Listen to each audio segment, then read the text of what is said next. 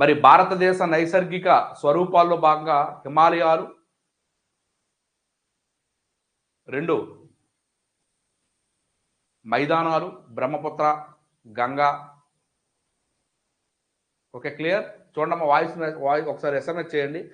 3 ద్వీపకల్ప పీఠభూములు, 4 తీర మైదానాలు, అదేవిధంగా 5 దీవులు. ఇలా మనము నైసర్గిక పరిస్థితుల కోసం నిన్న చెప్పాం. మరి ముందుగా హిమాలయాలు సార్ ఒక్కసారి మనం పరిశీలిస్తే హిమాలయాలు చూడండి, భారతదేశానికి ఈశాన్యం. ఇగోండి సార్,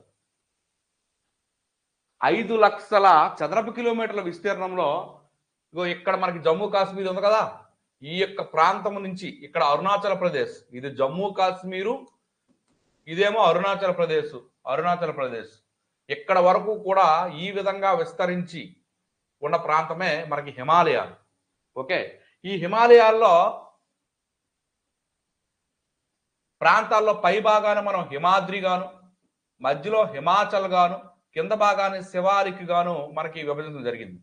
అంటే అత్యున్నతమైన బాహ్య హిమాలయాలు ఏవైతే, అత్యున్నతమైన హిమాలయాలు ఏవైతే ఉన్నాయో వాటిని హిమాద్రి, చాలా ఎత్తైన శిఖరాలన్నీ అందులో ఉంటాయి.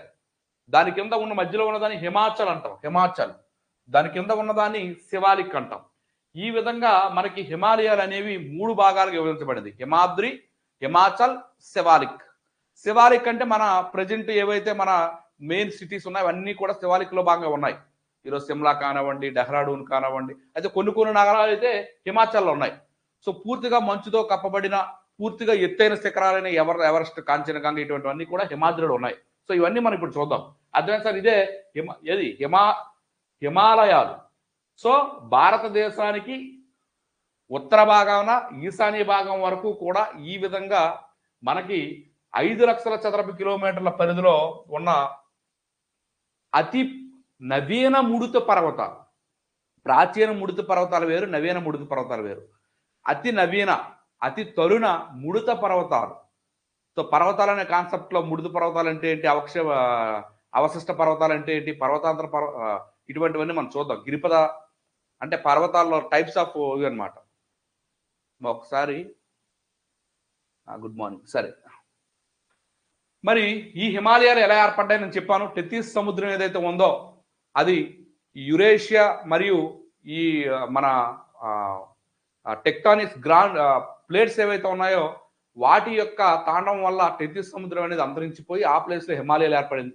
అయితే హిమాలయాలు ఏర్పడిన ప్రాంతంలో సముద్రం ఉండేది. సముద్ర భాగంలో మొత్తం అంతా కూడా ఈ పైకి రావడం వల్ల అది ఎక్కువగా ఏ శిలలతో ఏర్పడింది, ఎగ్జామ్లో ఎక్కువ అడిగిన బిట్టు అవక్షేప శిలలు. చాలా ఇంపార్టెంట్ సార్, మోస్ట్ ఇంపార్టెంట్. ఇవే ఇంపార్టెంట్ మనకి ఎగ్జామ్ ఓరియంటేషన్ బిట్లే, మీరు జాగ్రత్తగా చూసుకోండి. అవక్షేప శిలలో చాలా రకాలు ఉంటాయండి. అంటే ప్యూర్ జాగ్రఫీలో మనం చూస్తాం అవన్నీ కూడా. ఓకే, గ్రానైటా, నీసా, నెక్స్ట్ అదేవిధంగా అవక్షేప శిల, ఇటువంటి టైప్స్ ఉంటాయి. సో అవక్షేప శిలతో ఏర్పడ్డాయి. మరి ఎలా ఏర్పడ్డాయి ఇప్పుడు చూసాం కదా. అర్ధచంద్రాకారం చూడండి సార్, ఇలా అర్ధచంద్రాకారం ఇలా ఉంది కదా. అర్ధచంద్రాకారంగా లేదా చాపం లేదా విల్లు ఆకారంగా ఈ విధంగా మనకు ఉన్నాయి కనుక విల్లు ఆకారం లేదా అర్ధచంద్రాకారంగా ఏర్పడ్డాయి. సో హిమాలయాల యొక్క లాభాలంటే మనం 10వ తరగతిలో బాగా రాసాం. ఆసియా లేదా మధ్య ఆసియా నుంచి అతి శీతలమైన గాలులు వచ్చేస్తాయండి. అక్కడ కానీ హిమాలయాలు లేకపోతే ఉత్తర భారతదేశంలో ఈ యొక్క మైదానాలన్నీ కూడా ఎడారిలా మారిపోయేవంట. ఎందుకంటే ఆ గాలులు తట్టుకోలేవు. హిమాలయాల రక్షణగా ఉండి మన దేశాన్ని కాపాడుతున్నాయి. ఆ మైదాన ప్రాంతాల్లో ఇంత మంచి పంటలు పండుతున్నాయంటే అది హిమాలయాలే. మరి హిమాలయాల్లో జీవవైవిధ్యానికి ఎంత జీవవైవిధ్యం అంటే బయోడైవర్సిటీలో భాగంగా అన్ని రకాల జంతువులు, అన్ని రకాల మొక్కలు, ప్రపంచంలోనే అన్ని రకాల జంతు వృక్ష జాతులన్నీ కూడా హిమాలయాల్లో ఉన్నాయి, అన్ని ఎక్కువ ఉన్నాయి. సో ప్రపంచంలో బయోడైవర్సిటీ హాట్స్పాట్లో హిమాలయాలు ఒక అతిపెద్ద హాట్స్పాట్లో ఒకటి అనమాట. సో అనేక రకాల జంతు జాతువులు ఉన్నాయి, అనేక రకాల మొక్క జాతులు, చెట్లు అన్నీ ఉన్నాయి. అయితే దీనికి ఒక చిహ్నాన్ని పెట్టారు, అదే మంచు చిరుతపులి అనే దాన్ని అక్కడ దానికి చిహ్నంగా కూడా పెట్టారు. నెక్స్ట్ హిమాలయాల పొడవు చూసాం కదా, అక్కడి నుంచి ఈ యొక్క చివరి వరకు 2400 కిలోమీటర్లు అండి.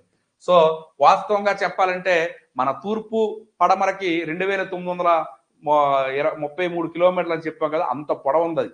అంటే ఉత్తరానికి దక్షిణానికి అయితే మనము 3000 దాటింది, కానీ ఇది 2000లో ఉంది కదా, అంటే ఇంచుమించు 2400 కిలోమీటర్, అంటే ఒక చైనా వాల్ కూడా 2400 కిలోమీటర్లు పొడవు. ఇలా ఎంత పొడవుతో ఉంది. ఇంకా హిమాలయాలకు ఒక దినోత్సవం కూడా ఉంది, సెప్టెంబర్ 9 అండి. సెప్టెంబర్ 9 గుర్తుంచుకోండి, హిమాలయాల దినోత్సవంగా కూడా జరుపుకుంటున్నారు సెప్టెంబర్ 9న. మరి వెడల్పు చూసేసరికి పొడవైతే ఎక్కువ, కానీ వెడల్పు అంటే ఏంటి చెప్పాను కదా, లేయర్స్ లాగా ఉంటాయి. ఇలా ఈ విధంగా లేయర్స్ లాగా ఉంటుంది. పైన హిమాద్రి, తర్వాత హిమాచల్, శివాలిక్. సో ఈ హిమాలయాలు సగటు ఓవరాల్ గా చూస్తే, అంటే మళ్ళీ హిమాద్రికి, శివాలిక్కి, హిమాచల్కి వీటికి పొడవులు వెడల్పులు వేరేగా ఉంటాయి.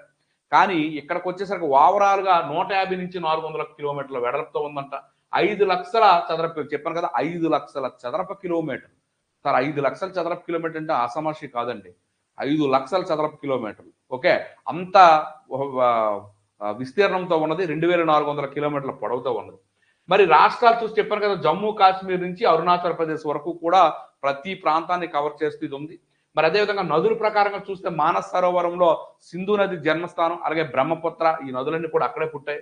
మరి శిఖరాల పరంగా చూస్తే చూడండి సార్, మనకి మన దేశంలోకి వచ్చే హిమాలయాలకు వచ్చేసరికి మరి కొన్ని ప్రాంతాల్లో పర్వతాలు కొన్ని మాత్రం ఉన్నాయి, అవన్నీ మనం క్లియర్ గా చూద్దాం. మరి హిమాలయ పర్వతాలు, హిమాలయాలు అంటే మన దేశం ఒకటే కాదు కదా, ఇటువైపు పాకిస్తాన్ లో ఉన్నాయి, ఆఫ్ఘనిస్తాన్ విస్తరించి ఉంది, మన దేశం ఎలా ఉంది, చైనా, అలాగే నేపాల్. మరి నేపాల్ ఈ రోజు ఎవరెస్ట్ శిఖరము నేపాల్ దేశానికి చెందిందే కదా, అక్కడ ఎవరెస్ట్ శిఖరాన్ని మనకి సాగర మాతగా మనం అభివర్ణిస్తాం. అలాగే టిబెట్ దేశంలో ఉన్నాయి, భూటాన్, మయన్మార్, బోర్నియా, జావా, అంటే ఇండోనేషియాలో జావా, సుమత్రా, ఇవన్నీ కూడా ఇంతవరకు కూడా హిమాలయాలు ఉన్నాయి. హిమాలయాలు అనగానే మన దేశంకే చెందినవని అనుకోకండి. ఈ హిమాలయ పర్వతాలు అనేవి అక్కడ ఆఫ్ఘనిస్తాన్ నుంచి స్టార్ట్ అయ్యాయి, పాకిస్తాన్, భారత్, మన దేశానికి ఎక్కువ ఉన్నాయన్నమాట. అలాగే చైనా, మరి మనకి చైనాకి బార్డర్ అంతా హిమాలయాసే కదా. మరి అదే విధంగా చూస్తే ఆ బార్డర్ లో ఉండే Tibet, Nepal, Bhutan, Myanmar, Borneo, Java, Sumatra, ఇవన్నీ కూడా హిమాలయాలు ఉన్నాయి. సో అయితే హిమాలయాల చేత లిఖించబడి మధ్యలో ఉండే ఒక దేశం నేపాల్ కనుక, నేపాల్కే మనం హిమాలయాల రాజ్యం లేదా హిమాలయ పర్వత రాజ్యం అని కూడా మనం చెప్పడం జరుగుతుంది. అయితే మోస్ట్ ఇంపార్టెంట్ ఏంటంటే, హిమాలయాలు ఇంత డెవలప్ అవడానికి కారణం ఏంటంటే, హిల్ స్టేషన్ లో టూరిజం ప్లేసెస్, కులు మనాలి మనకు తెలుసు, డార్జిలింగ్, ఇవన్నీ కూడా అక్కడ ఉన్న పర్యాటక ప్రాంతాలు కదా, సిమ్లా. సో ఈ విధంగా హిమాలయాల్లో ఎక్కువగా మనకి టూరిజం డెవలప్మెంట్, మరి మొన్న పహల్గా ఉంది, అది కూడా ఆ యొక్క అటువంటి ప్లేసే కదా. సో ఇలాంటి ప్లేసుల్లో ఎక్కువ టూరిజం, మనం కూడా ఆహ్లాదకరంగా ఈ పారిశ్రామికంగా ఈ పట్టణాల్లో ఉండి ఆ యొక్క కొండల్లోకి వెళ్దాం, మనం మన ఆది మానవుడు ఎలా అయితే ఉన్నాడో ఆ ప్లేసులు చూద్దామనే ఉద్దేశంతో ఆ ప్లేసుల్లో సీనరీస్ బాగుంటాయి, ఫొటోస్ బాగుంటాయని మనం టూరిజంకి వెళ్తుంటాం. సో టూరిజంకి చాలా ఇంపార్టెంట్. చూడండి సార్, చూసారు కదా మ్యాప్, మరి మ్యాప్ దగ్గర పెట్టుకోండి, ఇవన్నీ చూసుకొని మనం వెళ్ళడానికి అవ్వదు, అవసరమైతేనే మ్యాప్ ఉపయోగిస్తాను. Okay, clear. నెక్స్ట్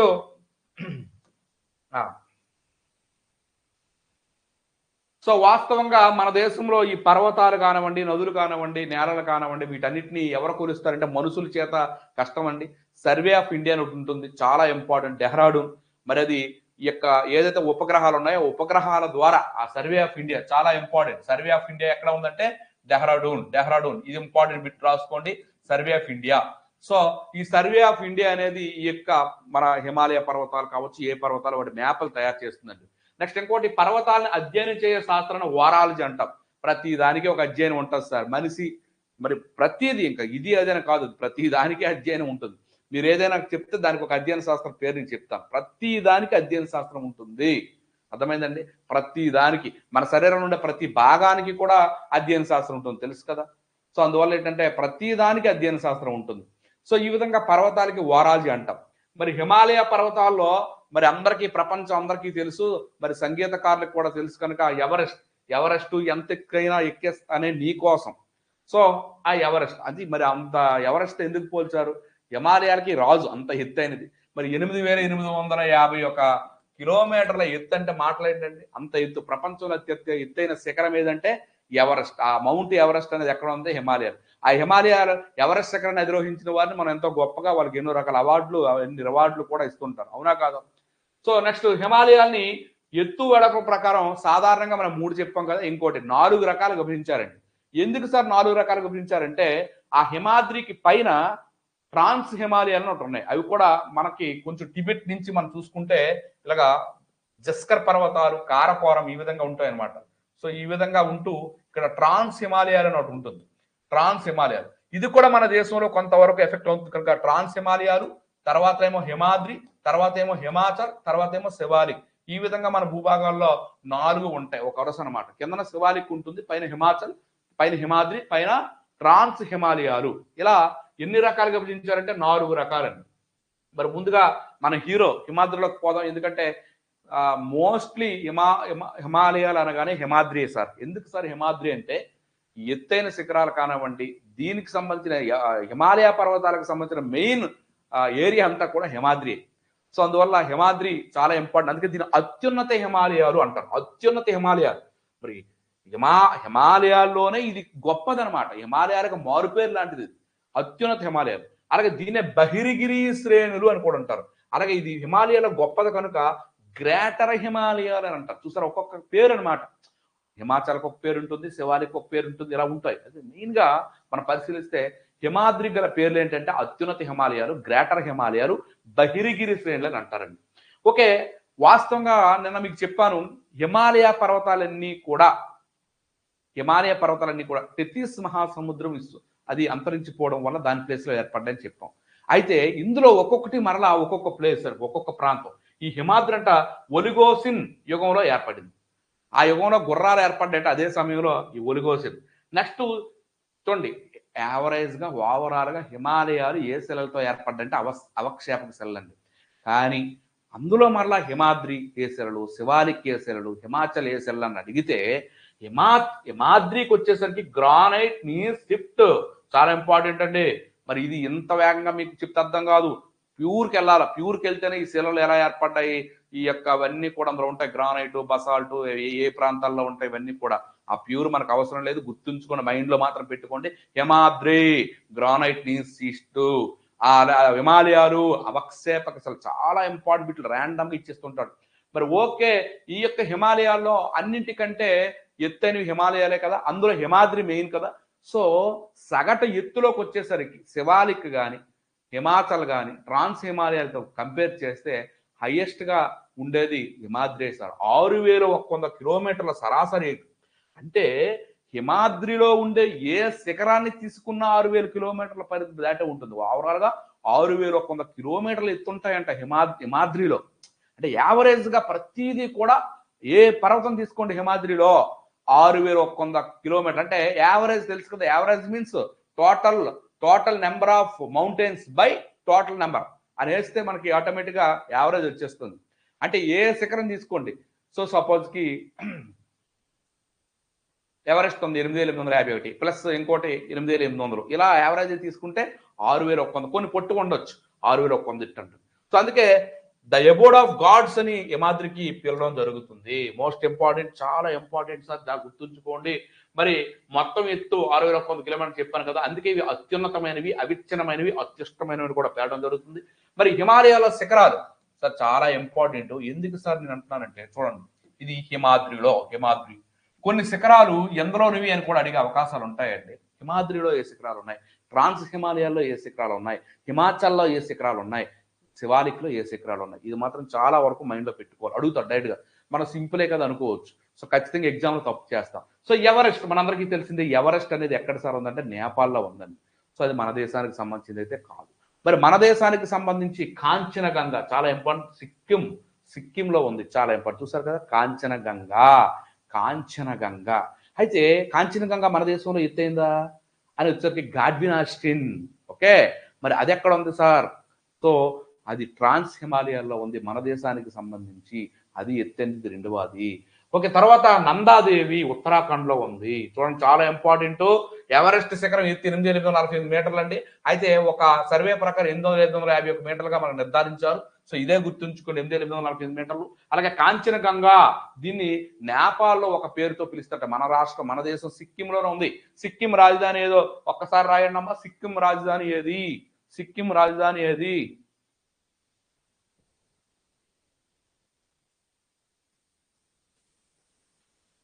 ఉమాదేవి. అందరి మెసేజ్ ఎందుకమ్మా, మీలో మీరు కామెంట్లు చేసుకొని లేనిపోవని చేయడాక. మీకు ఏ కావాలో అది పెట్టండి. అందరు కామెంట్లతో నీకేం పని అమ్మా ఉమాదేవి, పద్మ? Very good. అందరి కామెంట్లతో మీకు వద్దు, అంత న్యూసెన్స్ అవుద్ది. అక్కడ ఎవరైనా డౌట్ అడితే ఆ డౌట్ నాకు మరి కనిపించదు. మీరు గుడ్ మార్నింగ్ చెప్పుకోవడారు, బాయ్ హాయ్ అవి ఉంటాయి అక్కడ. ఓకే ఓకే సార్, కాంచనగంగాని నేపాల్లో ఏమని పిలుస్తారు? ఇటువంటి బిట్స్ ఇస్తాడు. కాంచనగంగా నేపాల్లో గౌరీ శంకరు.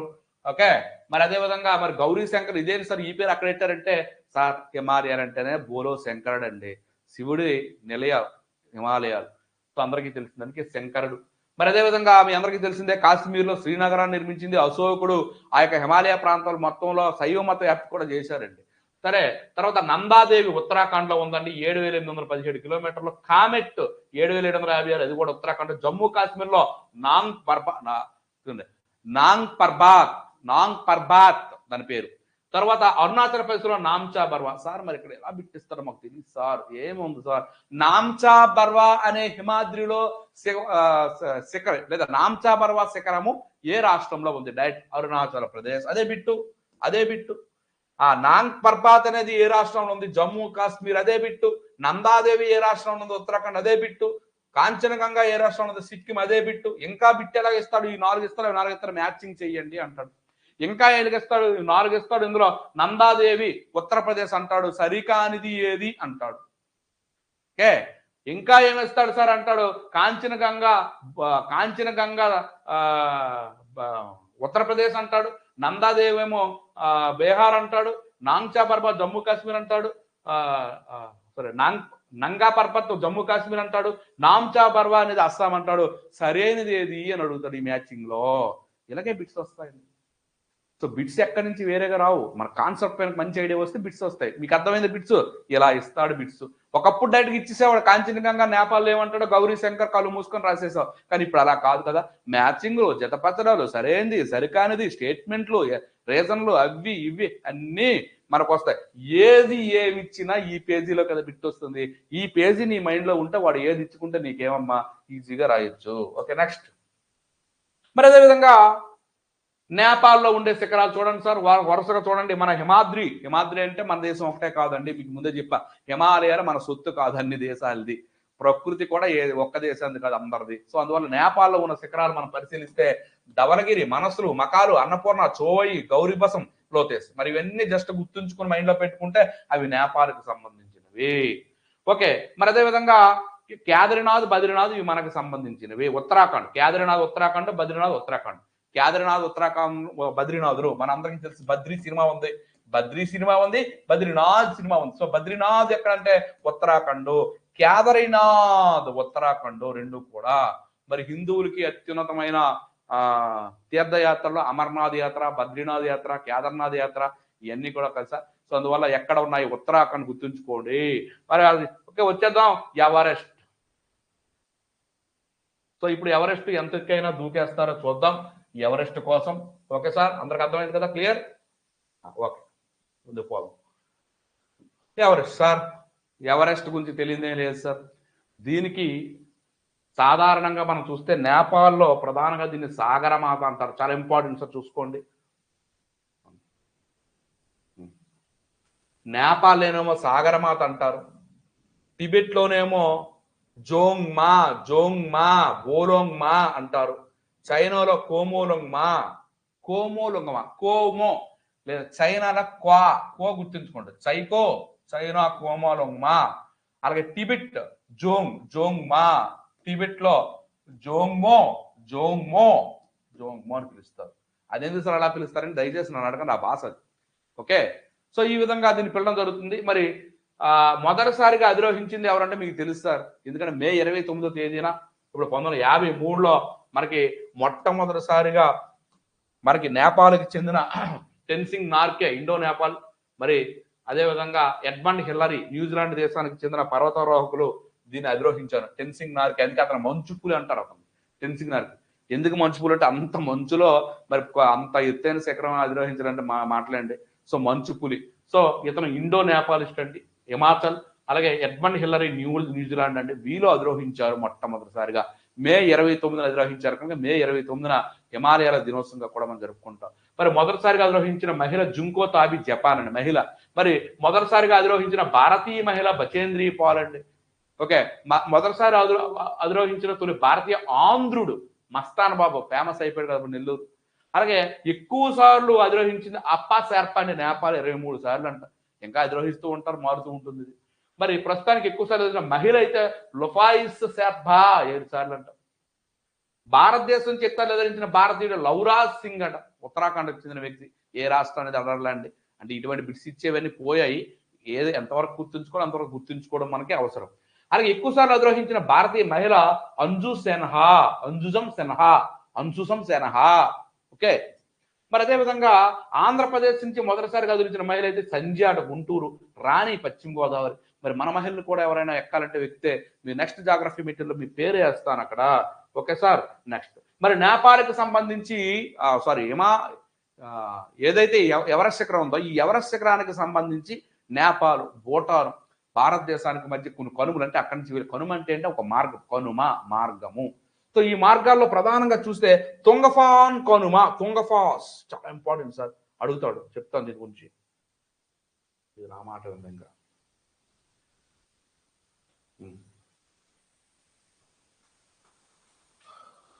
తుంగఫాస్ కనుమ చూసుకున్నాము. తుంగఫాస్ కనుమ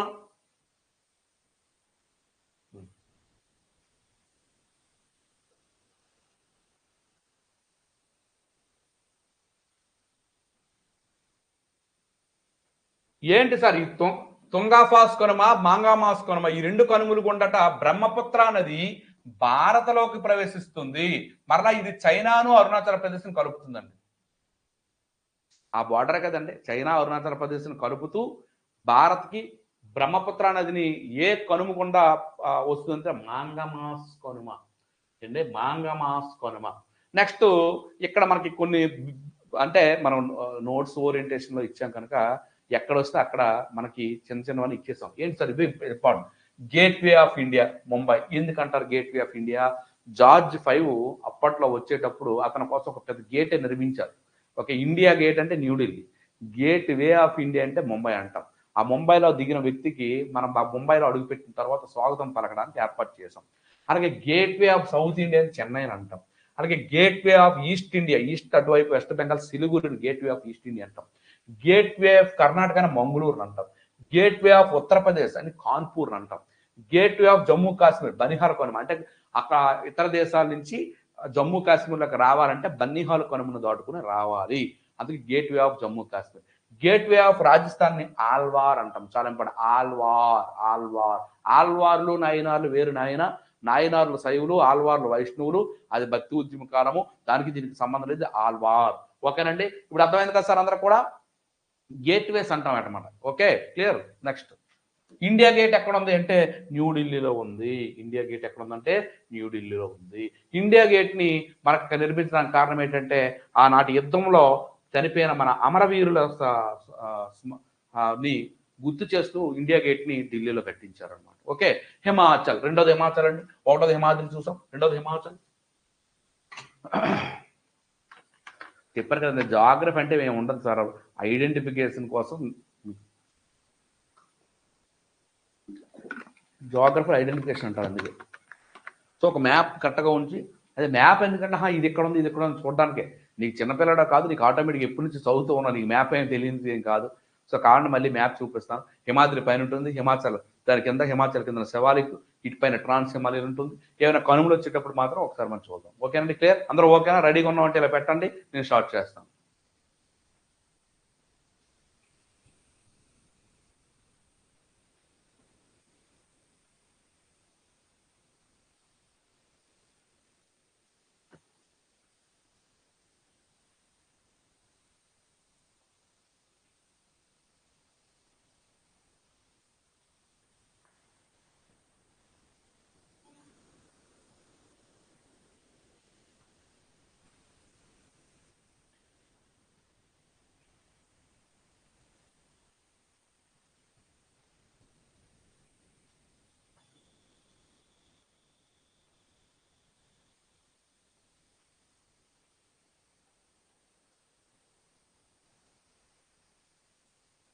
ఓకే సార్. నెక్స్ట్ మరి హిమాచల్, మరి హిమాద్రి కింద ఉన్నాయి కనుక దీన్ని మధ్య హిమాలయాలు, అలాగే నిమ్న హిమాలయాలు అని కూడా అంటామండి. మధ్య హిమాలయాలు, నిమ్న హిమాలయాలు. ఓకే. అలాగే హిమాలయాలు అని కూడా అంటారు. ఇది ఏ కాలంలో ఏర్పడింది సార్ అంటే మియోసిన్ యుగంలో ఏర్పడింది. ఈ యుగంలో చేపలు ఉండేయట. ఆ హిమాద్రి యుగంలో గుర్రలు ఏర్పడ్డాయి, ఈ యుగంలో చేపలు జీవించడం మియోసిన్ యుగం. ఇవి అవక్షేప రూపాంతర శిలలు. హిమాలయాలు ఏదైతే ఇది కూడా అదే హిమాద్రి అయితే గ్రానైట్ మీన్స్ సిస్ట్. ఓకేనండి. నెక్స్ట్ ఇక్కడ ఎక్కువగా హిమాచల్లో చూడండి, హిమాద్రి ఎక్కువ మంచుతో కూడి ఉంటుంది కనుక పెద్ద పెద్ద వృక్షాలు కంటే అక్కడ పెరగవు. కానీ హిమాచల్లో చాలా ఎత్తైన వృక్షాలు, సతత హరిత అరణ్యాలు. ఓక్ అనే వృక్షం కానివ్వండి, మెయిన్ చాలా ఇంపార్టెంట్. ఓక్ ఉంటే టైగా ప్రాంతాల్లో కూడా అది ఎక్కువ ఉంటుంది. ఓక్ శృంగాకార సతత హరిత అరణ్యాలు అనేవి ఇక్కడ ఉంటాయి, చాలా ఇంపార్టెంట్. హిమాచల్లో ఉండే అరణ్యాల పేరేంటి అని అడుగుతారు డైరెక్ట్గా. ఓకు శృంగాకార సతత హరిత అరణ్యాలు, లేదా ఓకు సతత హరిత అరణ్యాలు ఏ ప్రాంతంలో ఉన్నాయి? A Himadri, B Shivalik, C Himachal, D trans Himalaya, ఇలా కూడా వస్తాయి. ఓకు శృంగాకార సతత అరణ్యాలు. మరి వీటి సరాసరి ఎత్తు, సో హిమాద్రికి వచ్చేసరికి 6100 అయితే వీటి సరాసరి ఎత్తు 4500 మీటర్లు. ఇది గుర్తుంచుకోండి, చాలా ఇంపార్టెంట్ అండి. సో ఇంకో మోస్ట్ ఇంపార్టెంట్ ఏంటంటే హిమాద్రిలో ఎక్కువ ఏవి ఉండవు ఇటు, ఎందుకంటే అదంతా పూర్తిగా మంచుతో కూడింది, పూర్తిగా ఎత్తైన ప్రాంతాలు. కానీ హిమాచల్లో మెయిన్గా హిమాచల్ అనేది మంచి టూరిజం ప్లేస్ అండి. టూరిజం ప్లేస్లు అన్నీ హిమాచల్లో ఉన్నాయి. ఈరోజు డెహ్రాడూన్ డూన్స్ అంటాం కదా, డూన్స్ అన్నీ కూడా హిమాచల్లోనే ఉంటాయి అన్నమాట. అలాగే పుణ్యక్షేత్రాలన్నీ కూడా కేదార్నాథ్, బద్రీనాథ్, గంగోత్రి ఇవన్నీ కూడా హిమాచల్లో ఉన్నాయి. అలాగే హిమాలయాల్లో ప్రముఖమైన పర్వతాలు ఇక్కడ ఎక్కువ ఉన్నాయి. అలాగే మంచి గడ్డి మైదానాలు కూడా హిమాచల్లో ఏర్పడ్డాయి. అయితే చూడండి సార్, హిమాలయ పర్వతాల్లో ఏర్పడే ఈ గడ్డి మైదానాల కన్నా జమ్మూ కాశ్మీర్లో పెట్టిన పేరు మార్గ్. మార్గ్ హిమాలయాల్లో జమ్మూ కాశ్మీర్లో ఏర్పడిన గడ్డి మైదానాలు గల పేరు ఏంటంటే మార్గ్. మార్గ్. అయితే మరి ఈ యొక్క హిమాలయాల్లో మనం చెప్పాం కదా పర్వత శ్రేణులు, అంటే ఈ యొక్క పర్వత శ్రేణులు మనం పరిశీలిస్తే, సో మోస్ట్ ఇంపార్టెంట్ ప్రతి పర్వత శ్రేణి కూడా టూరిజంది ఇక్కడ ఉంటుంది.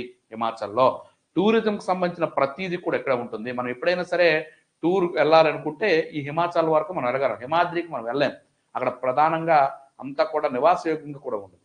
ఓకే, ఇక్కడ చూస్తే జమ్మూ కాశ్మీర్లో పిర్పంజాల్ కారకోరం శ్రేణి చాలా ఇంపార్టెంట్ సార్. పిర్పంజాల్ కారకోరం శ్రేణి. హిమాచల్ ప్రదేశ్లో తాల్తౌర్ పర్వత శ్రేణి.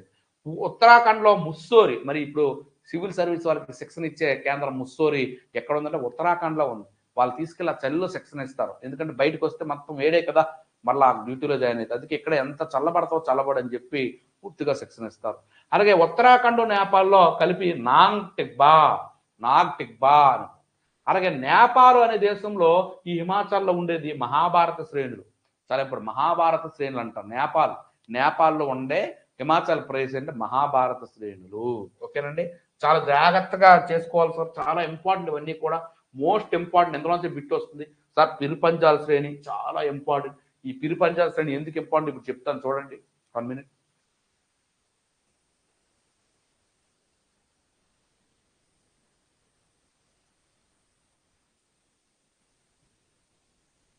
ఓకే సరే, పిర్పంజాల్ పర్వత శ్రేణి అండి.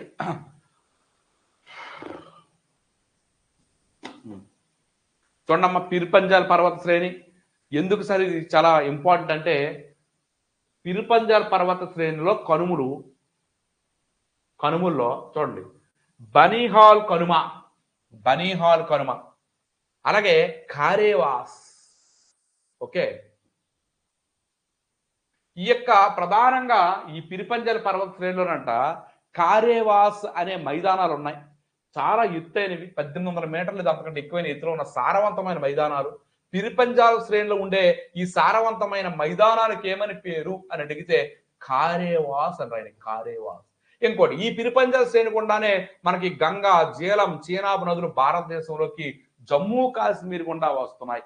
ఏ శ్రేణి గుండా? పిర్పంజాల్ శ్రేణిలోనే అవి ప్రారంభమవుతున్నాయి, జమ్మూ కాశ్మీర్ నుంచి అవి వస్తున్నాయి. రెండోది బనీహాల్ కనుమ ఎక్కడ ఉంది? జమ్మూ కాశ్మీర్. బనీహాల్ కనుమ ఎక్కడ ఉంది అడిగితే జమ్మూ కాశ్మీర్, అది గుర్తుంచుకోండి. నెక్స్ట్ తాల్తౌర్ పర్వత శ్రేణి. సార్, పిర్పంజాల్ పర్వత శ్రేణికి యొక్క నైరుతి భాగం, నైరుతి అంటే ఇది పిర్పంజాల్ శ్రేణి అనుకోండి, ఈ భాగంలో తాల్తౌర్ శ్రేణి అనేది ఉన్నది. తాల్తౌర్ పర్వత శ్రేణి నైరుతి భాగంలో. మోస్ట్ ఇంపార్టెంట్ ఏంటంటే ఈరోజు హిమాచల్ ప్రదేశ్ రాజధాని సిమ్లా ఎక్కడ ఉన్నది అంటే తాల్తౌర్ పర్వత శ్రేణిలో ఉంది. ఇలాగే డైరెక్ట్ బిట్లు సార్ ఏమి ఉండదు. హిమాచల్ ప్రదేశ్ రాజధాని సిమ్లా ఏ శ్రేణిలో ఉంది? తాల్తౌర్ పర్వత శ్రేణి. కారేవాసులు ఏ శ్రేణిలో ఏర్పడతాయి? పిర్పంజాల్ శ్రేణిలో. బనీహాల్ కనుమ ఏ ప్రదేశంలో ఉంది? పిర్పంజాల్ పర్వత శ్రేణి. ఇలా. అలాగే గుల్మర్గ్ చూడండి, ఈ తాల్తౌర్ శ్రేణిలో అత్యంత ముఖ్యమైన పర్యాటక ప్లేస్లు ఉన్నాయి. జమ్మూ కాశ్మీర్లో గుల్మర్గా, పహల్గావ్, శ్రీనగర్ ఉన్నాయి కదా. పహల్గావ్ అడగొచ్చు కదా, జాగ్రఫీ ఓరియంటేషన్ అడగొచ్చు కదా. ఈ మధ్య జమ్మూ కాశ్మీర్లో పహల్గావ్లో ఈ విధంగా టెర్రరిస్టులు అటాక్ జరిగి చనిపోయారు. అది ఏ శ్రేణిలో ఉంది? తాల్తౌర్ శ్రేణి. ఎక్స్పెక్ట్ చేయొచ్చు, బిట్టు ఇవ్వచ్చు. తాల్తౌర్ పర్వత శ్రేణి, అది గుర్తుంచుకోండి. పహల్గావ్, అలాగే శ్రీనగర్, అలాగే గుల్మర్గా, అలాగే హిమాచల్ ప్రదేశ్లో సిమ్లా, కులు, మనాలి, కాంగ్రా, కెలంగ, ధర్మశాల, ఘంటసాల, చంబా, డల్హౌసీ, లహరి. ఎక్కువ ఇచ్చిపెట్టి డల్హౌసీ అండి, ఎందుకంటే డల్హౌసీ మంచి, అంటే ఆ డల్హౌసీ పేరు పెట్టారు కనుక డల్హౌసీ మంచి వేసవి అంటే టూరిస్టులకు మంచి ప్లేస్ డల్హౌసీ కూడా, హిమాచల్ ప్రదేశ్. అలాగే ఉత్తరాఖండ్ మనకు తెలుసు, డెహ్రాడూన్, నైనిటాల్. మరి ఉత్తరాఖండ్ యొక్క రాజధాని మీకు తెలిసిందే. ఓకే, అలాగే బెమటాల్, ముస్సోరి, రాణికేట్, ఆల్మోరా, చక్రాట, ఈ యొక్క పట్టణాలన్నీ కూడా, ఇవన్నీ కూడా తాల్తౌర్ శ్రేణిలోనే ఉన్నాయి. తాల్తౌర్ శ్రేణి. ఓకే, ఇది ఎక్కడ ఉంది? పిల్పంజా శ్రేణికి నైరుతి భాగంలో ఉంది. మరి ఈ శ్రేణి యొక్క తాల్తౌర్ శ్రేణి యొక్క మెయిన్ ప్రాధాన్యత ఏంటి? మెయిన్ వ్యాస విడిది కేంద్రాలు, టూరిస్ట్ ప్లేస్ ఎక్కువ ఉండేది తాల్తౌర్ శ్రేణి. జమ్మూ కాశ్మీర్లో ఏమున్నాయి? గుల్మర్గా, పహల్గావ్, శ్రీనగర్. ఓకే, అలాగే వెస్ట్ బెంగాల్లో ఈ తాల్తౌర్ శ్రేణిలో ఉండేవి డార్జిలింగ్, కలింగపాంగ్. డార్జిలింగ్, కలింగపాంగ్, కలింగపాంగ్, కరియాపాక కాదు, కలింగపాంగ్. ఓకే, సో ఈ విధంగా ఈ ప్లేస్ చాలా ఇంపార్టెంట్. మరి ఎక్కడ పిరుపంజా శ్రేణిలో మనకి ఇస్తే ఏం లేదు సార్, భారతదేశంలో ఏ శ్రేణి గుండా జీలం, చీనాబ్ మరియు సింధు నది జలాలు అనేవి వస్తున్నాయి భారతదేశంలో కలిగేటువంటి పిరుపంజాల్ శ్రేణి. ఏ రాష్ట్రంలో ప్రవేశిస్తున్నాయని మరీ డెప్త్ వెళ్తే జమ్మూ కాశ్మీర్లో. మరి కార్యవేశ అనే సారవంతమైన ఎత్తైన మైదానాలు హిమాలయాల్లో ఏ శ్రేణిలో ఉన్నాయంటే పిర్పంజాల్ శ్రేణి. సో ఈ ఓరియంటేషన్ లో మీకు ఖచ్చితంగా బిట్టు వచ్చి తీరుతుంది కనుక అదే చూసుకోండి. Okay, next most important Gulmarg. మరి తెలుసు కదండి, గుల్మర్గా అంటే అందరికీ తెలిసిందే. మరి గుల్మర్గా భారతదేశంలో ఎత్తైన వ్యాస విడిది కేంద్రం గుల్మర్గా. పహల్గావ్ ఈ యొక్క దీనికి సమీపంలో భారత అతిపెద్ద గుహ అయిన అమర్నాథ్. చూడండి, చాలా ఇంపార్టెంట్. అమర్నాథ్ కేవ్ పహల్గావ్ కి సంబంధం ఉందండి, ఎందుకంటే పహల్గావ్ కి దగ్గరలోనే అమర్నాథ్ కేవ్ ఉంది. మరి అమర్నాథ్ కేవ్ లోకి మరి టూరిస్టులు ఆ మధ్య టెర్రరిస్టులు అమర్నాథ్ కేవ్ లోకి వెళ్ళకుండా ఎన్నో ఇది చేశారు. ఎంత అక్కడ అదే ప్లేస్ లో ఉన్నాయి. ఓకే, నెక్స్ట్ ఇదే ప్లేస్ లోనంట, ఏది తాల్తౌర్ శ్రేణిలోనే అతి పొడవైన రోడ్ టన్నెల్ జవహార్ టన్నెల్ కూడా ఉందంట. భారతదేశంలో పొడవైన రోడ్ టన్నెల్ కూడా ఎక్కడ సార్ మనకు ఉందంటే తాల్తౌర్ శ్రేణిలోనే ఉంది. అలాగే శ్రీనగర్, ప్రపంచంలో భూలోక స్వర్గం శ్రీనగర్. మరి తెలిసిందే, శ్రీనగర్ నిర్మాత అశోకుడు. Okay sir. ఓకే, అయితే ప్రముఖ కనుమలన్నీ కూడా హిమాద్రిలోనే ఉన్నాయి. అలాగా కనుమ అనగా, కనుమ అంటే పర్వతాల మధ్య మార్గాన్ని మనం కనుమ అంటాం. ఓకే, మరి ఈ కనుమల కోసం చూద్దాం సార్ ఒకసారి. చాలా ఇంపార్టెంట్ టాపిక్ కనుమలు. కనుమ అంటే మీ అందరికీ సంక్రాంతి తర్వాత వచ్చే పండగ, సంక్రాంతిలో బాగా వచ్చే కనుమ అనుకోకండి. ఇది మార్గం. ఆ ఎత్తైన పర్వతాల మధ్య, ఆ లోయల మధ్య ఒక రహదారి మార్గం ఉంటే దాన్నే కనుమ అంటాం. ఒక దేశం నుంచి ఇంకో దేశానికి, ఒక రాష్ట్రం నుంచి ఇంకో రాష్ట్రానికి పర్వతాల మధ్య రహదారి నిర్మాణం చాలా కష్టం అండి. సో దీనికోసమే కనుమలు అంటాం. బనిహాల్ కనుమ ఎక్కడుందో రాయండి. బనిహాల్ కనుమ ఎక్కడుందో రాయండి. బనిహాల్ కనుమ ఎక్కడుందో రాయండి. బనిహాల్ కనుమ ఎక్కడుందో రాయండి.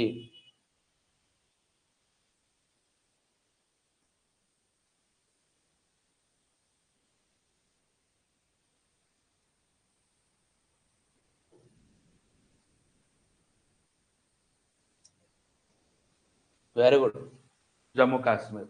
ఇప్పుడే ఎంత చెప్పారండి, మళ్ళీ వెంటనే ఎంత రాయడానికి ఏముందని. సో ఇప్పుడు మనం జమ్మూ కాశ్మీర్లో చూద్దాం సార్. కర్దుంగల, బనిహాల్, బూరివా, జోజివా, కారకోరం, అగిల్, చుంగ్రా, ఈ కనుమలన్నీ జమ్మూ కాశ్మీర్. సార్ ఇన్ని గుర్తుంచుకోవాలా? తప్పదండి, తప్పదు. కష్టం పగవాడు కూడా రాకూడదు. మరి మనకు వస్తుంది తెలుసు, చదివినప్పుడు నాకు ఆ బాధ తెలుసు, ఆ బాధలు అనిపించే ఉన్నాను. కానీ ఆ కష్టాన్ని ఇష్టంగా మార్చుకోవాలి, ఇష్టంగా. మరి లేడీస్ అయితే వంట ఉన్నప్పుడు బూరివా జోజివా, బూరివా జోజివా, బూరివా జోజివా ఎక్కడ? మళ్ళీ వెంట జమ్మూ కాశ్మీర్ అని అన్న మర్చిపోకండి, ఎక్కడికో పోగలదు జమ్మూ కాశ్మీర్. అలా వెళ్ళాలంటే తప్పదు. హిమాచల్ ప్రదేశ్ సిక్కిలా, బార్లాప్చలా, రోహతంగ్.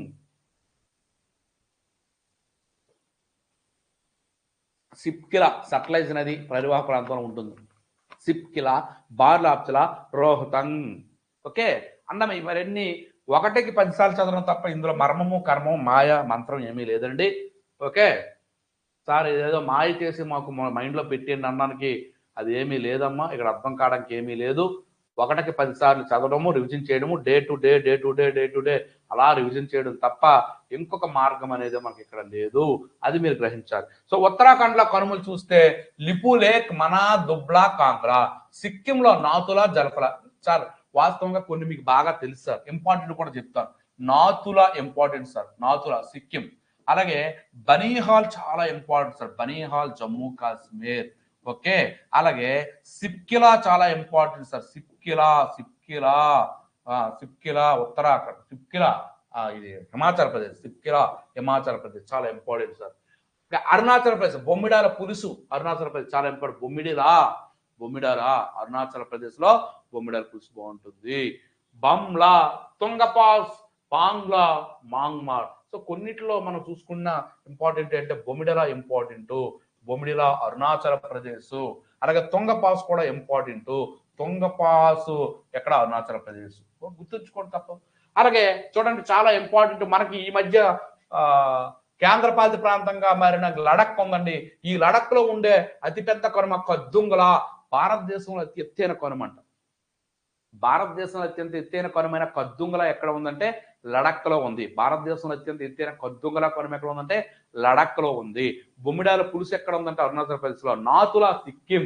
అలాగే లిపులేక్ చాలా ఇంపార్టెంట్, దీన్నే చికెన్ నెక్ అంటారు. Chicken neck, Lipulekh, chicken neck చాలా ఎగ్జామ్లు అడిగాడండి. చికెన్ నెక్ ఎందుకు చికెన్ నెక్ అంటారంటే ఈ 3 దేశాలు భూటాన్, నేపాల్, భారత్ ఈ 3 కలుసుకునే ఒక ప్రాంతం అది లిపులేక్ కనుక ఆ యొక్క ఏదైతే ఉందో ఆ యొక్క ఉత్తరాఖండ్ లో ఆ ప్రాంతాన్ని లిపులేక్ చికెన్ నెక్ అంటారు. చికెన్ నెక్ చాలా ఇంపార్టెంట్, గుర్తుంచుకోండి.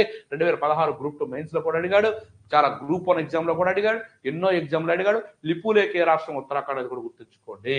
నెక్స్ట్ కద్దుంగల చెప్పాం కదా ఎత్తైన కనుమ. అయితే మెయిన్ ఈ కద్దుంగల ఇక్కడ లేహ్ ఉంది కదండి, లేహ్ మనాలి. అలాగే సియాచిన్ హిమాని నది ఈ రెండింటినీ కలుపుతుంది. లేహ్ని, సియాచిన్ హిమాని నదిని కలుపుతుంది. ఓకే, బనిహాల్ కనుమ ఆల్రెడీ చెప్పాము, ఈ యొక్క జమ్మూ కాశ్మీర్ లో ఉంది. Gateway of Jammu Kashmir అంటారంటే జమ్మూ కాశ్మీర్ నాకు ఎవరైనా ప్రయాణించాలంటే ఆ కనుమ ద్వారా రావాలి. అందుకే ఇది ఏంటి సార్ అంటే శ్రీనగర్, జమ్మూ శీతల రాజధాని, శ్రీనగర్ వేసవి రాజధాని అనుకుంటాను. సో ఈ రెండింటిని కూడా 2 రాజధానులు జమ్మూ కాశ్మీర్ కి, ఆ రెండింటిని కలిపే మార్గము బనిహాల్ కనుమ. చాంగ్లా జమ్మూ కాశ్మీర్ ను చైనాని కలుపుతుంది. అసలు కనుమ అంటే ఏంటి? రహదారి అంటే ఆ 2 ప్రాంతాలని కలిపేది. చైనాని జమ్మూ కాశ్మీర్ ని కలిపేది చాంగ్లా.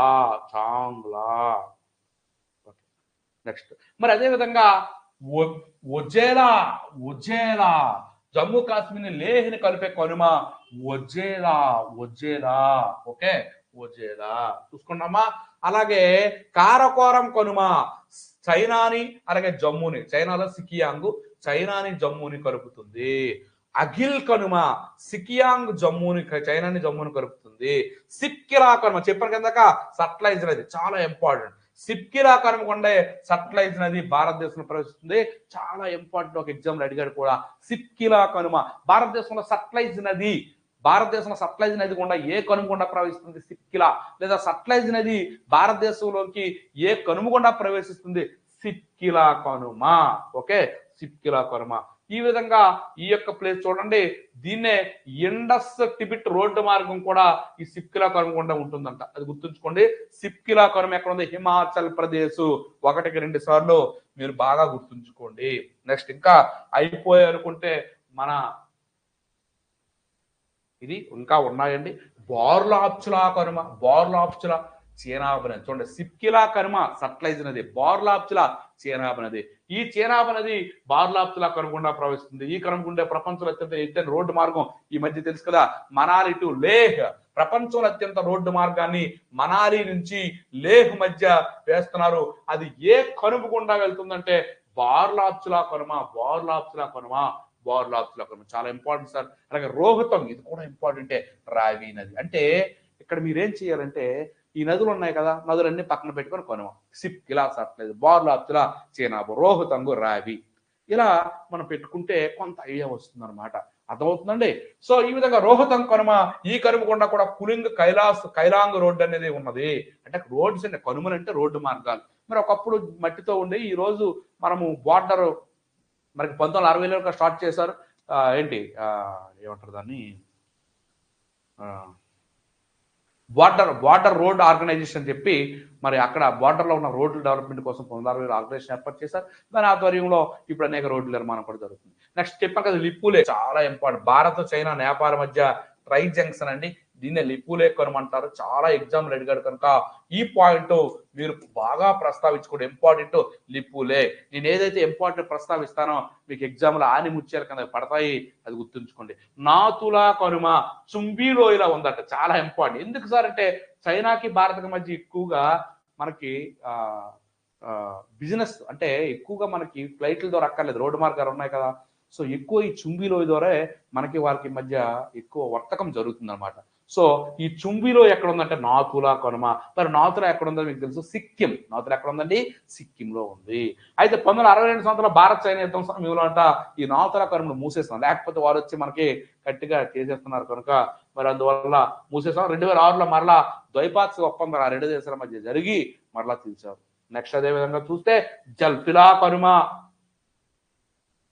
సార్ ఇన్ని కనుమలు మీరు ఒకసారి చెప్తే ఎలా సార్ అంటే ఎప్పుడో పండగకు వచ్చే కనుమ వేరు, ఇది వేరు కనుక ఇవన్నీ ఒకసారి చెప్పుకోవాలి ఆయన.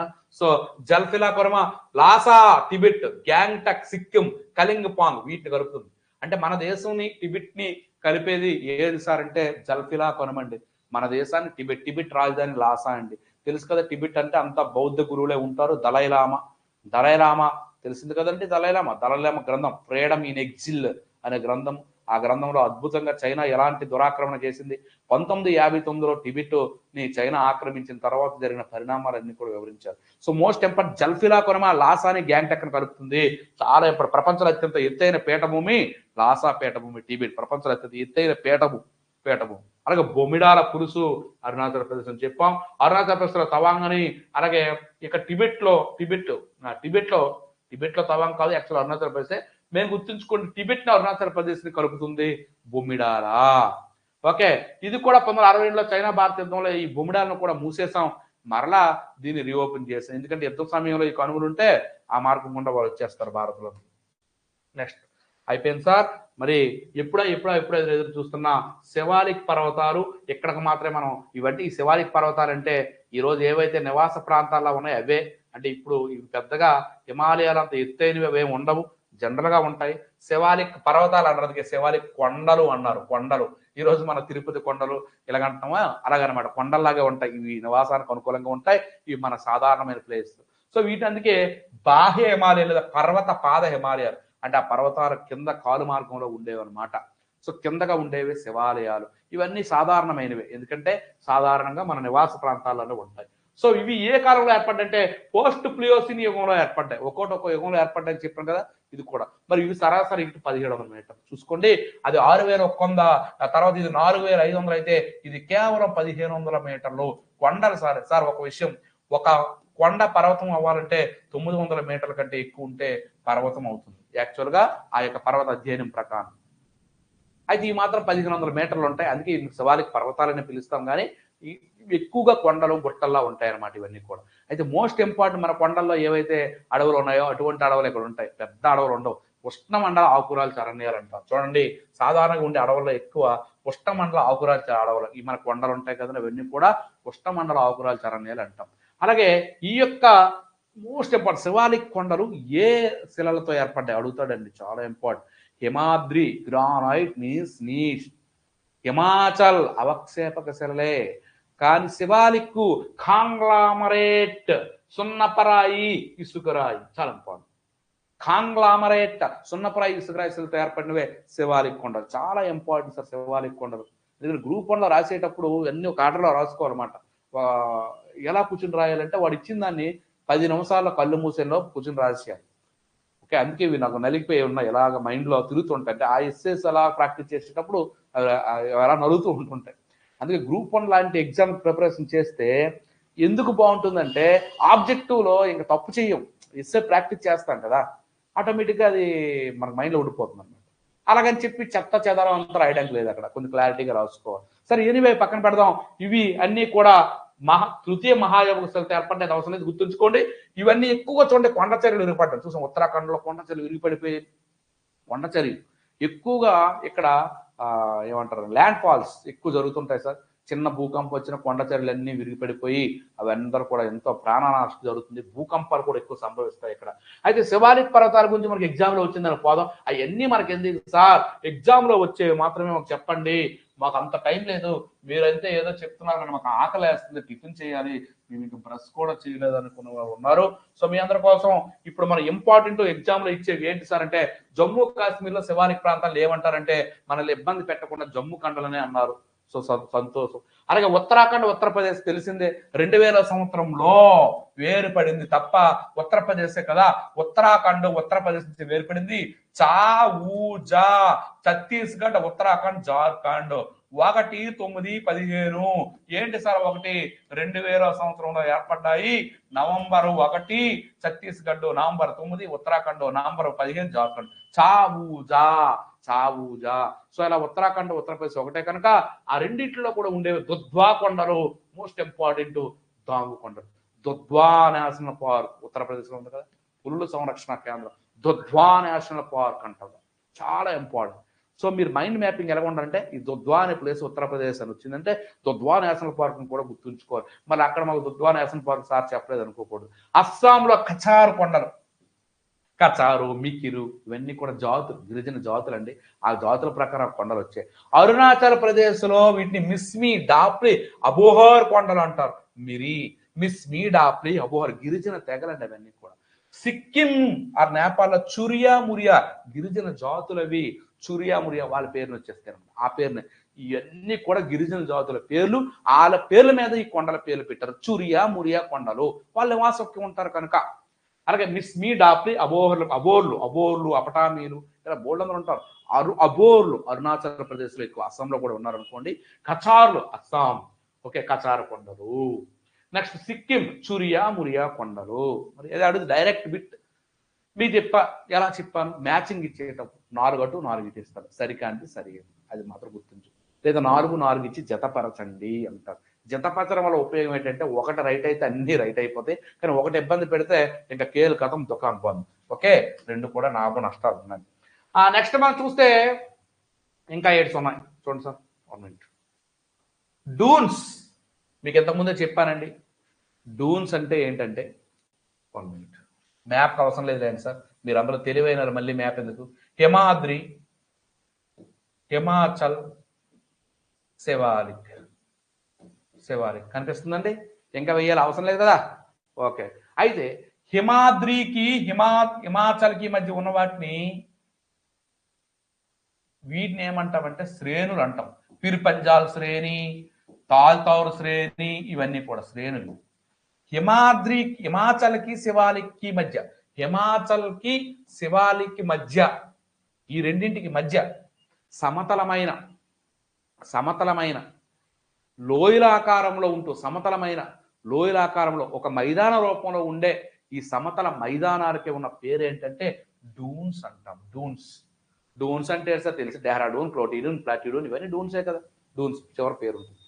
అంటే హిమాచల్కి శివాలిక్ మధ్య, హిమాద్రికి హిమాచల్కి మధ్య ఉన్న వీటిని శ్రేణులు, పిరిపంజాల్ శ్రేణి, తాల్తౌర్ శ్రేణి ఇవన్నీ చెప్పాం. అవన్నీ అక్కడ ఉంటాయి, ఆ ప్లాజ్లో ఉంటాయి. ఓకే ఈ శివాలిక్ మధ్య ఉంది. సో ఈ డూన్స్ అంటే పట్టణాలే, ఇవన్నీ కూడా డూన్స్ అంటే పట్టణాలు. ద్వార్ అంటే పర్వతం అంటాం కదా సార్, డూన్ అన్న ద్వార్ అన్న ఒకే అర్థం డూన్స్. సో చూడండి, జమ్మూ కాశ్మీర్లో క్లోటిడూన్, ఉద్ధంపూర్ డూన్. ఉత్తరాఖండ్లో డెహ్రాడూన్, ప్లాటిడూన్, చౌకబాన్ డూన్ ఇవి డూన్స్ అనమాట. సో గుర్తుంచుకోండి. డెహ్రాడూన్ అంటే మనకు తెలుసుగా ఉత్తరాఖండ్, మరి క్లోటిడూన్ అంటే జమ్మూ కాశ్మీర్. అది సార్ అయిపోయింది. నెక్స్ట్ ట్రాన్స్ హిమాలయాలు. సో చాలా ఇంపార్టెంట్. ఏ దేశంలో ఉన్నాయి సార్? టిబెట్ మనకు కొంత భాగం చిన్నది మనకి. అలాగే టెతిస్ హిమాలయాలను కూడా అంటారట, ఎందుకంటే ఈ హిమాలయాలు ఏర్పడడానికి మూల కారణం టెతిస్ మహాసముద్రం కనుక ఆ టెతిస్ ఆధారంగా దీన్ని టెతిస్ హిమాలయాలు. ఎవరో చాలా పెద్ద మెసేజ్ పెట్టారు. ఓకే అయితే చూద్దామండి. ఓకే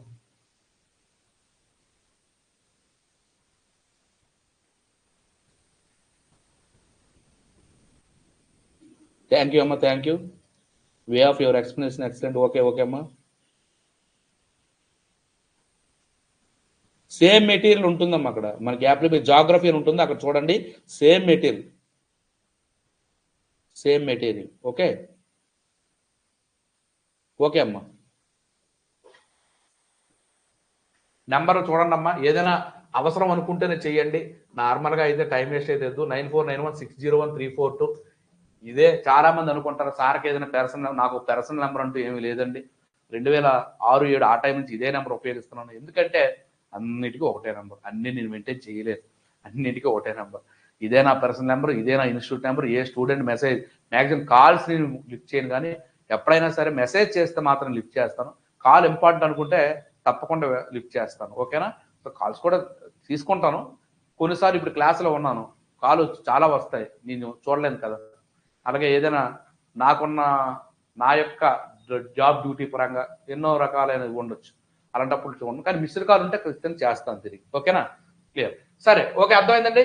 సో వీటి ట్రాన్స్ హిమాలయాలు లేదా టిబిట్ లేదా టెతిస్ హిమాలయాలు అంటాం, ఓకే?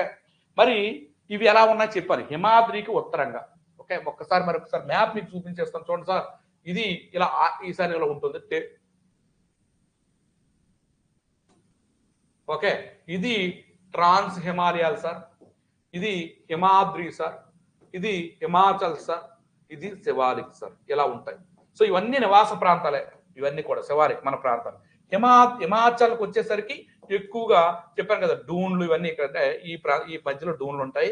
ఇవన్నీ కూడా ఎక్కువగా శీతల విడిది అంటే వేసవి విడిది ప్రాంతాలు, టూరిస్ట్ ప్లేస్లు ఉంటాయి. ఇది హిమాద్రి పూర్తిగా మంచుతో కూడింది, ఇది ట్రాన్స్ హిమాలయ, ఇలా ఉంటాయి సార్ ఉత్తరంగా. ఈ విధంగా మనకు ఉండడం జరుగుతుంది, ఓకే, క్లియర్. మరి ఇక్కడికి వచ్చేసరికి పొడవు 1000 మీటర్లు, ఎత్తు 3000 మీటర్లు, మెయిన్ జమ్మూ కాశ్మీర్ నుంచి టిబెట్ వరకు ఉంటాయి కంప్లీట్ గా. మరి ఈ యొక్క ట్రాన్స్ హిమాలయాల్లో ఏ ఏ పర్వతాలు ఉన్నాయి మనం ఒక్కసారి చూడమ్మా. చాలా ఇంపార్టెంట్. ఎందుకు సార్ అంటే ట్రాన్స్ హిమాలయాల్లో కారకోరం పర్వత శ్రేణి, ఇండియా, మరి సులేమాన్ శ్రేణి అని అంటారు పాకిస్తాన్లో అయితే దీన్ని సులేమాన్ శ్రేణి అంటే చెప్పాను కదా, ఒక దేశానికి కదా అన్నింటిలో విస్తరించి ఉంటాయి కనుక కారకోరం చాలా ఇంపార్టెంట్. కారకోరం శ్రేణి, దీనికే ఆర్షిన్ గాడ్విన్ అని కూడా అంటారు, ఆర్షిన్ గాడ్విన్. నెక్స్ట్ కున్లున్ పర్వత శ్రేణి, అలాగే జస్కర్ పర్వత శ్రేణి ఇండియాలో, లడక్ పర్వత శ్రేణి ఇండియాలో, కున్లున్ వచ్చేసరికి చైనాకు వచ్చేస్తుంది, చైనా. ఓకే, కైలాస్ పర్వత శ్రేణి నేపాల్, హిందూకుస్ పర్వత శ్రేణి ఆఫ్ఘనిస్తాన్ లో, ఓకే, హిందూకుస్ చాలా ఇంపార్టెంట్. హిమాలయ పర్వతాలని ఆఫ్ఘనిస్తాన్ లో ఏమంటారని కూడా ఒక ఎగ్జామ్ అడిగారు, హిందూకుస్ పర్వతాలు అంటారు. సో అందుకే హిందూకుస్ పర్వతాలు దాటి ఆఫ్ఘనిస్తాన్ నుంచి మన దేశానికి రావాలని. నిన్న మీకు చెప్పాను, ఆఫ్ఘనిస్తాన్ కి మనకి మధ్య 80 కిలోమీటర్లు మాత్రమే భూ సరిహద్దు ఉంది, అది హిందూకుస్ పర్వతాల మధ్యలో. సో భారతదేశంతో అతి తక్కువ సరిహద్దు ఉన్న దేశం మీద కూడా నేను చెప్పాను ఆఫ్ఘనిస్తాన్. మరి రాయండి, భారతదేశంతో అతి ఎక్కువ సరిహద్దు ఉన్న దేశం ఏది? సో మీకు మాట ఇస్తున్నాను నేను. ఇప్పుడు అత్యవసరంగా ఎగ్జామ్స్ ఉన్నాయి కదా మన వాళ్ళకి, అందువల్ల మనకు స్పీడ్కి వెళ్ళిన మరలా మరొక జాగ్రఫీ క్లాస్ అంటే సత్యారావు సార్ క్లాసులు కూడా స్టార్ట్ చేస్తాము. నెక్స్ట్ మరలా నేను జాగ్రఫీని క్షుణ్ణంగా మీదుగా మ్యాప్లు పెట్టి వీటి వరకు, ఎందుకంటే ఇవి కొంతమందికి అర్థం కాకపోవచ్చు, మ్యాప్లు పెట్టి నీట్గా మళ్ళీ చెప్తాను, డోంట్ వరీ. అయితే మన మిత్రులకు అందరికీ హైకోర్టు కానీ లేదా FPO ఈ ఎగ్జామ్స్ దగ్గరలో ఉన్నాయి కనుక కొంచెం స్పీడ్గా వెళ్దాం, అర్థం చేసుకోండి, స్పీడ్గా ముందు వెళ్దాం. మరొకటి ఎన్ని రివిజన్లు కావాలంటే అన్ని రివిజన్లు మీకు చెప్పాను కదా, ఇంకా 2.5 సంవత్సరాలు కావచ్చు అప్ టు ఎగ్జామ్ మీకు వ్యాలిడిటీ ఇచ్చాం. సో గ్రూప్ 2 ఎగ్జామినేషన్ అప్పుడైనంత వరకు కూడా మనకి క్లాసులు ఎవరు లేకపోయినా నేను మీకు ఉంటాను కనుక డైలీ నేను క్లాసులు తీసుకుంటూ ఉంటాను. ప్రతి దాన్ని రివిజన్ చేసుకుంటూ ఎగ్జామ్ పెడుతూ మనం ముందుకు వెళ్తూనే ఉందాం. మంచి షెడ్యూల్ ఫామ్ చేస్తాను, అద్భుతమైన షెడ్యూల్స్ ఫామ్ చేస్తాను. ప్రతి ఫ్యాకల్టీ మీకు వస్తారు, అలాగని నేను మాత్రం మిమ్మల్ని వదిలే ప్రసక్తి లేదు. మీరు పరిగెడితే మిమ్మల్ని వెంటబడి మరి నేను వస్తూ ఉంటాను క్లాసులకు, సరేనండి?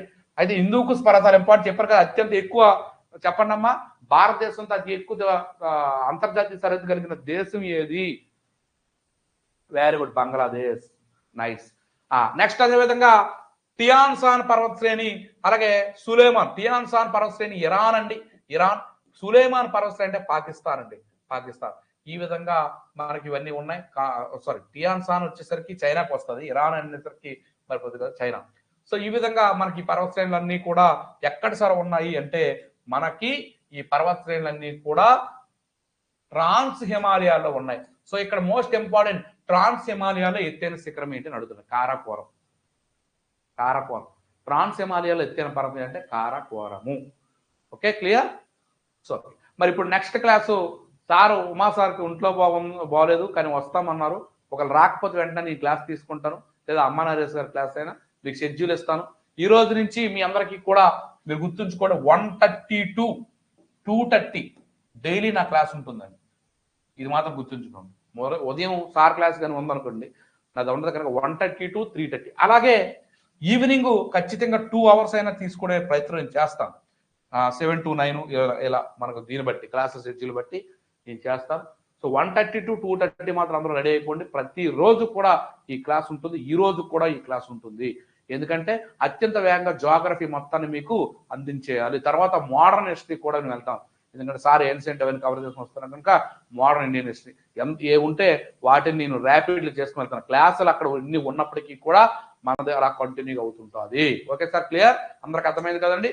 అలాగే మనం మెటీరియల్ ప్రింటింగ్ ఇచ్చాం. Group 1 group 1 already polity, Indian economy, GS, ఎస్ఏర్ కూడా ప్రింట్ అవుతున్నాయి. అవి క్లాస్ చెప్పింది మీకు మెటీరియల్ లేకపోతే బాగోదని ఆలోచించాం తప్ప ఇంకో ఉద్దేశం కాదు. సో అవి వచ్చిన వెంటనే గ్రూప్ 1 మెయిన్స్ కి సంబంధించిన, ఎస్ఏస్ కి సంబంధించిన క్లాసులకు కూడా అక్కడ దేవేంద్ర సార్ హైదరాబాద్ నుంచి అక్కడి నుంచే సేమ్ స్టూడియో ఉంది, అక్కడి నుంచి చెప్పేస్తారు. నా క్లాస్ ఎకానమీ ఇక్కడి నుంచి స్టార్ట్ చేయడం జరుగుతుంది అతి త్వరలో, అది కూడా. ఓకేనండి, థ్యాంక్ యూ. నెక్స్ట్ క్లాస్ రెడీగా ఉండండి.